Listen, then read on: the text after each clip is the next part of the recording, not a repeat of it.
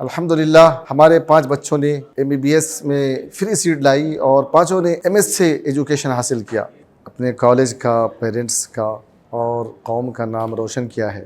ان میں سے 2 بچوں نے MBBS کمپلیٹ کر کے MD میں کوالیفائڈ کیا ہے اور باقی ایک بچی 3rd ایئر میں ہے، دوسری 1st ایئر میں ہے اور 3rd عفیفہ ناہید جو امسال ماشاءاللہ کوالیفائڈ ہو رہی ہے، جس کا رینک 606 مارکس لائی ہے۔ Please click the link given in description for more details.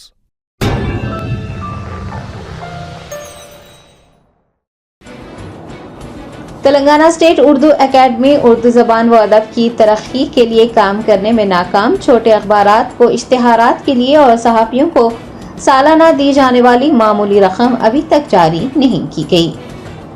Urdu academy کا مقصد اردو زبان و ادب کی ترقی و ترویج ہے، لیکن تلنگانہ اسٹیٹ اردو اکیڈمی اس ضمن میں یکسر ناکام ہو چکی ہے۔ تلنگانہ میں جیسے ہی حکومت بدلی، اردو اکیڈمی کے تیور بھی بدل گئے۔ ایسا لگ رہا ہے جیسے اردو اکیڈمی ایک بے مقصد ادارہ بن کر رہ گیا ہے۔ اردو زبان کے فروغ میں اردو شعراء، ادباء اور صحافی اہم رول ادا کرتے ہیں، لیکن تلنگانہ اردو اکیڈمی ایسی شخصیتوں کو ہی نظر انداز کر رہی ہے۔ اردو مسودات کو شائع کروانے کے لیے اردو اکیڈمی جزوی مالی اعانت کرتی ہے۔ شعراء اور ادباء نے اپنی تخلیقات کے مسودات کو اردو اکیڈمی میں داخل کیا ہے۔ 6 مہینے گزر گئے ہیں، لیکن ابھی تک مالی امداد فراہم نہیں کی گئی ہے۔ اتنا ہی نہیں، اردو کے چھوٹے اخبارات کو اشتہارات کے لیے رقم دی جاتی ہے، وہ رقم بھی ابھی تک جاری نہیں کی گئی ہے۔ اردو صحافیوں کو سالانہ جو معمولی رقم دی جاتی ہے، وہ رقم جاری کرنے میں بھی اردو اکیڈمی ناکام ہو گئی ہے اور مختلف بہانے بنائے جا رہی ہے۔ آج اردو کے چند صحافیوں نے صدر نشین اردو اکیڈمی طاہر بن حمدان سے ملاقات کرنے کی کوشش کی، لیکن وہ اردو اکیڈمی میں دستیاب نہ ہو سکے۔ صحافیوں نے سپرنٹینڈنٹ کرشنا سے اس ضمن میں گفتگو کی تو ان کا کہنا تھا کہ نئی حکومت نے ابھی تک اردو اکیڈمی کے لیے بجٹ جاری نہیں کیا ہے۔ اردو اکیڈمی کے ملازمین بھی 2 مہینوں سے تنخواہوں سے محروم ہیں۔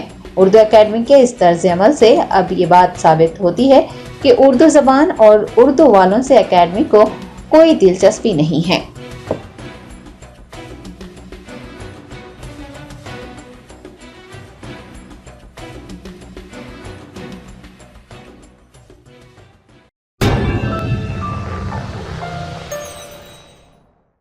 جرمنٹن super speciality hospital, doctor Mir Jawad Zar Khan, senior experienced orthopaedic surgeon, bone fracture, joint replacement, hip replacement اور اسپائن سرجری کامیابی سے انجام دے رہے ہیں۔ اس کے علاوہ neuro surgery, cardiology, gynaecology, dental, general medicine, dialysis اور فزیو تھراپی جیسے شعبجات میں انتہائی کامیابی کے ساتھ واجبی فیس میں علاج کیا جا رہا ہے۔ شیئرنگ اور پرائیویٹ رومز، اسپتال میں 24 گھنٹے MRI، CT scan, 2D digital X ray, ultra sound, operation theatre, ICU اور لیب کی سہولت دستیاب ہے۔ آپ کی امیدوں کے عین مطابق Germanton super speciality hospital, pillar number 150، عطا پور، حیدرآباد۔